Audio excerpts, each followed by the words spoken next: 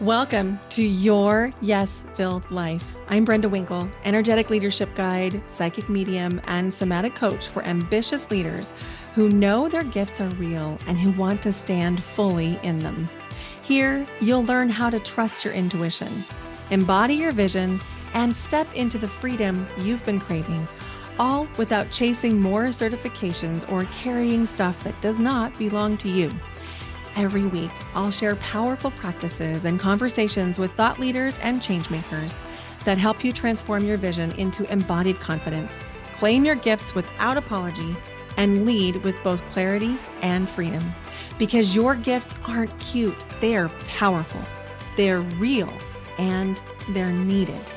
Start today by downloading my free energy audit at brendawinkle.com/audit. It's the exact tool I use to track what's fueling me and what's draining me. It will help you discern between that hit of achievement and true joy so that you can lead with more clarity and impact. This is your space to stop proving, start embodying, and live fully in your gifts. Welcome to Your Yes-Filled Life. Hello and welcome to Your Yes-Filled Life. I'm your host, Brenda Winkle. Today on the podcast, we're going to be talking about the moment you stop shrinking.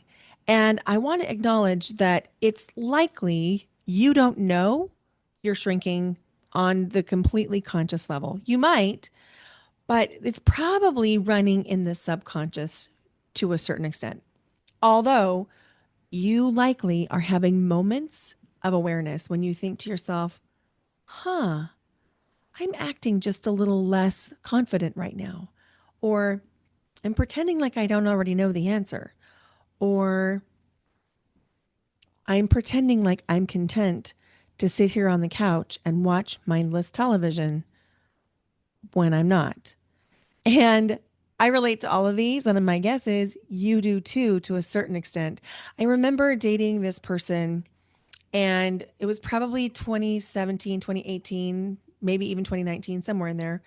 I don't really remember. But this person was a self-proclaimed homebody. And by the way, no judgment against homebodies. I can be one myself, but I also enjoy going out. But it's relevant because this person loved television and movies. And this person did not enjoy travel. You know how much I love travel. And this person it was not his thing. He didn't enjoy travel. He didn't enjoy experiences. He liked to go to church. He liked to go out for lunch at diners on Sunday mornings after church. And that was kind of the extent of the excitement that he had in his life. And again, no judgment. This is not coming from a place of judgment. It's also coming from my own place of I like a little novelty. I love routine. It helps me feel safe. It helps me know what to expect. And I love travel. I love experiences. I love doing different things. I love getting together with people. So I'm the person who is looking for seasonal activities. Like I'm going to be planning something at the tulip farm for my girlfriend's group later this month. And I'm going to be planning to go see the cherry blossoms down at the waterfront in Portland later this month. That's the kind of thinking that I like to do. I love to go out and take advantage of community events and to be part of the community and to think about different things and to be around different people and to have different experiences. And you know how much I love travel. In fact, as you're listening to this podcast, I am traveling right now. You wouldn't notice it by the background, but it's because I pre-recorded this. And so while you're listening or watching this, I am in Madison, Wisconsin with my family. And this is really important to say because when we look at the compatibility, obviously there wasn't the compatibility that it needed to be, but I cared about this person and this person cared about me. And I remember thinking, and it was an overt thought, like it came in like a sentence.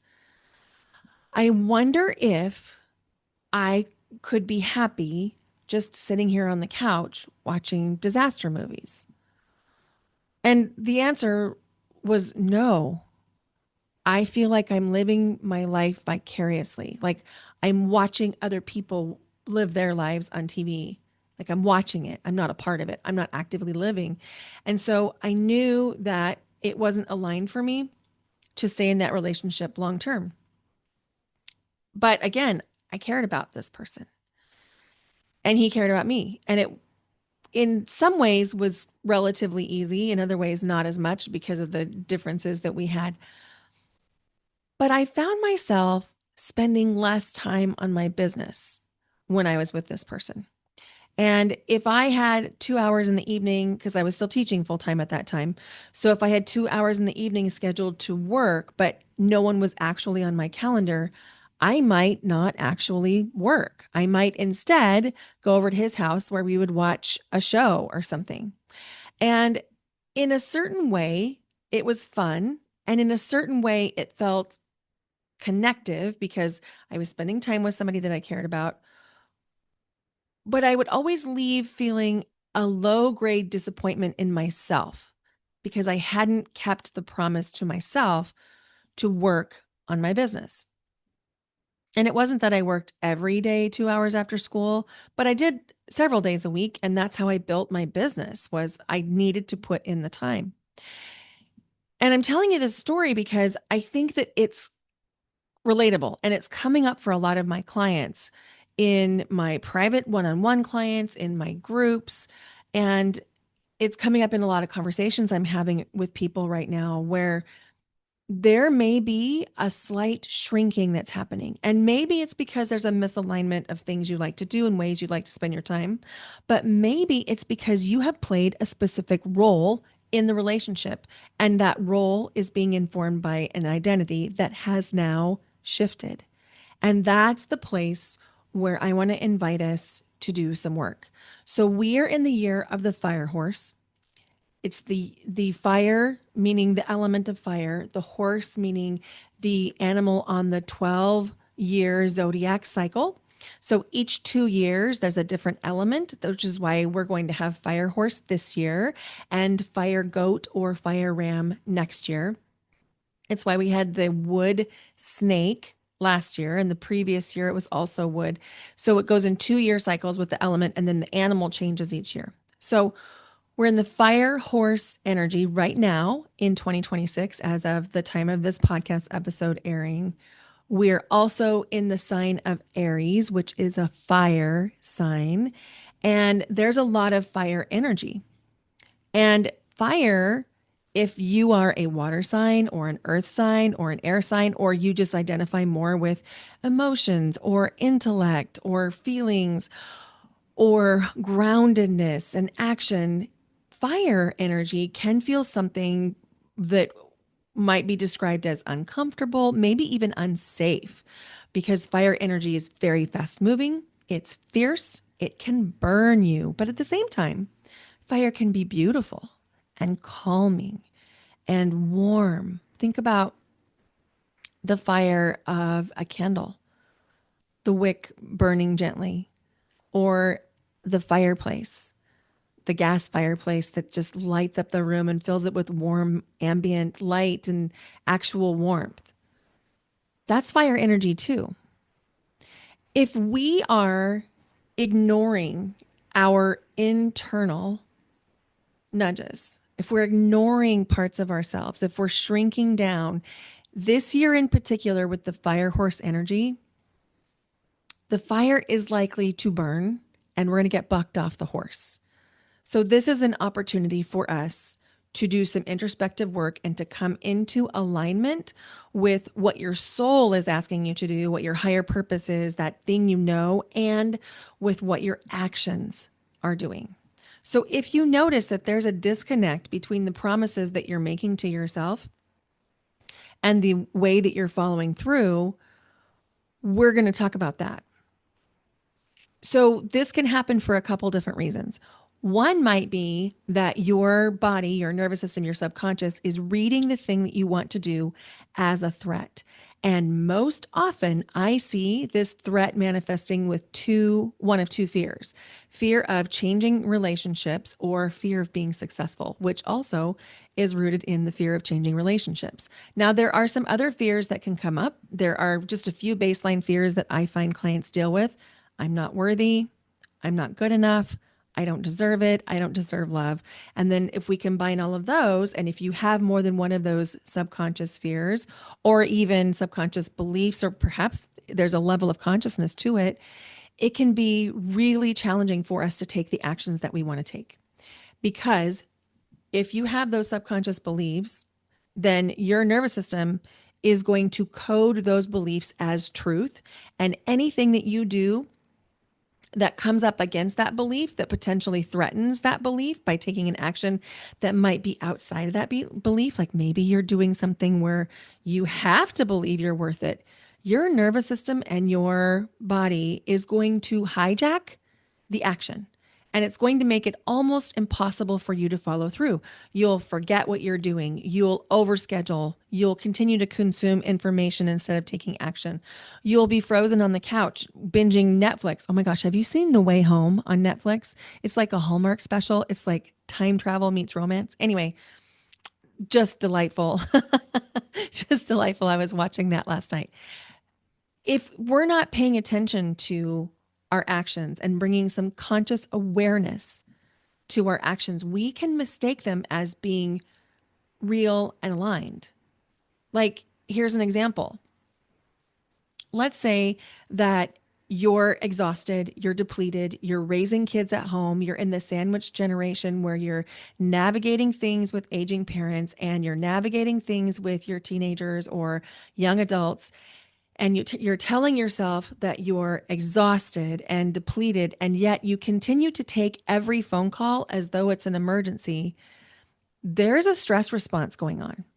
And the stress response is likely causing you to think it's essential for you to answer that phone, even though the higher self part of you is like, no, I obviously shouldn't take that phone call right now because I need to rest. I need to protect my health. And by the way, when we get to a certain age or a certain state of health, when I say protect your health, I mean it. Because if we don't tend to ourselves, our mind, body, and spirit, we can accelerate the presence of real dis-ease and illness in our bodies if we continue to add stress. And it's really interesting because the more stressed we are, the more we have a tendency to pile stress on, especially if you're in the fight response. And so if this sounds familiar to you, there's a stress response that we need to untangle. We need to create some nervous system safety somatically in the body with some really simple daily practices and maybe some somatic coaching so that we can get to the bottom of it, so that you can move through it. Again, the Netflix example, this comes up a lot where I see people like, I know I have to do these 43 things, and yet here I am watching a show. Or I know I'm depleted and I know I've been to 15 band concerts for my kid this last 2.5 years, but I'm going to go to this other one, even though it's my only night I could possibly rest. Those are all symptoms of being in a stress response, an activated stress response. Or how about this? You get ready to people please as though your life depends on it. Even though you know you don't want to, you know it's not aligned, you have done a ton of work, you are easing your people pleasing ways, you even identify as a former people pleaser because you've done so much work. And then this one thing happens, and next thing you know, you're nodding along and agreeing to do things you don't want to do. There's nothing wrong here. You are not bad. You haven't gotten it wrong. What's happening is you're in a stress response, and we need to process that somatically. Because if we try to think our way out of any of these stress responses, it's like adding gas to the fire. It will burn hotter and louder and bigger. We cannot think our way out of this. And we can't think our way out of the way that we're shrinking in our relationships or shrinking in our businesses or shrinking in our lives. Because again, the thinking part of this equation is going to mean you're pouring gas on the fire because now you're creating resistance around it. You're creating a little bit of shame, a low level of guilt. And next thing you know, you're over explaining yourself, which means you've just given the people that you're talking to objections to overcome. And what's the number one thing we know to do when somebody gives us an objection to overcome? We overcome the objections. So you get ready to say why all these things can't happen today. Thing one, thing two, thing three. And next thing you know, the person you're saying no to is telling you about all the ways you could possibly solve these problems so that you can do the thing they want you to do. Sound familiar? Yeah, I've lived it. I've lived it and I coach it. I see it in all my clients. At this point, over the last 11 years, it's hundreds of clients. And this is textbook. So I really want you to understand there is nothing wrong with you. You are not weak. You are not bad. You just have a nervous system. We all do. And I want to be really clear. This is not a box to be checked. This isn't like one and done kind of thing. Like you're going to regulate your nervous system and then you're done. No, it's like brushing your teeth. You don't brush your teeth once and then you're done brushing your teeth, right? We need to tend to the nervous system every day, probably multiple times a day. If you saw the numbers of ways that I take myself through daily practices to manage my own nervous system. In fact, you know what I'm going to do?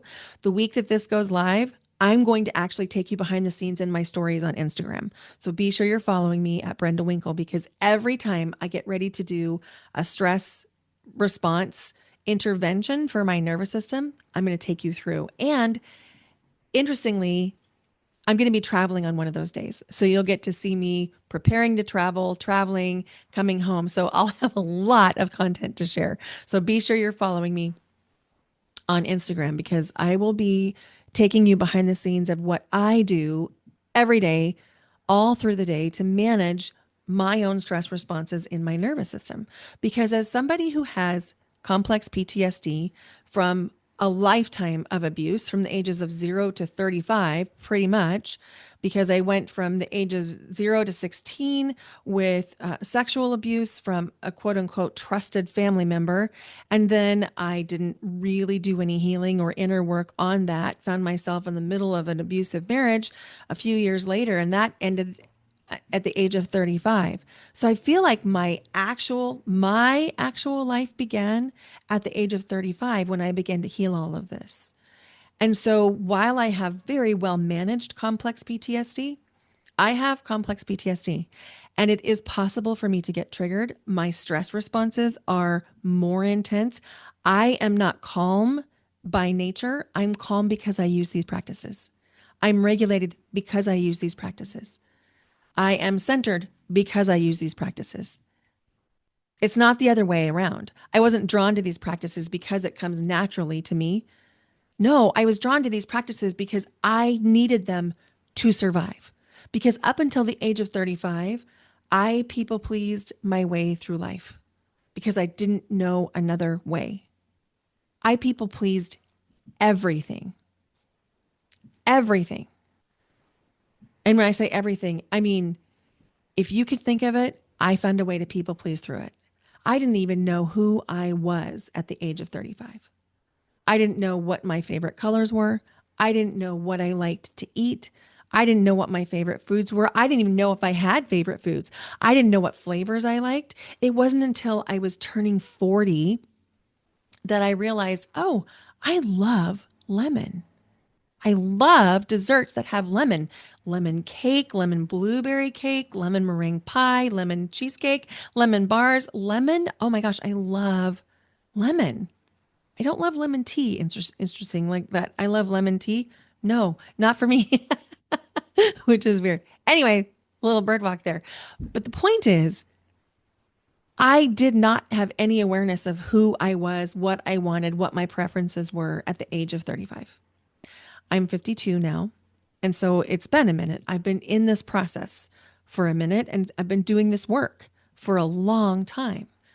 And so if you are being hard on yourself because you just started this work and you're still having to remind yourself with alarms and timers and sticky notes. You're not doing it wrong. You just haven't done it long enough. And by the way, I still have alarms on my phone at least twice a day. And when I know I'm going into a stressful situation, I will preset additional alarms. I will preset additional ways to care for myself and to manage any stress response that I might have. So when it comes to the question of when you know what to do, but you're not doing it, the answer is in your nervous system. But I know that that's a little bit ambiguous, right? You're like, okay, Brenda, in my nervous system, what does that mean? Well, I'm going to tell you exactly what that means in the free workshop, When You Know What to Do, But Don't. And you can register for it at brendawinkle.com/next level. This is the next step. If you have related to this podcast episode today, you need to be there at this workshop. It's your next step, because I'm going to be sharing some daily practices that you can use and a framework that I use in all of my teaching and coaching called the Power Method. And the Power Method is a simple way that I remember and I teach people to remember to protect their own energy, to create their own sovereignty, and to tend to their own nervous systems. And because it's just 5 simple pillars, it is easy to remember even if you're in an activated state.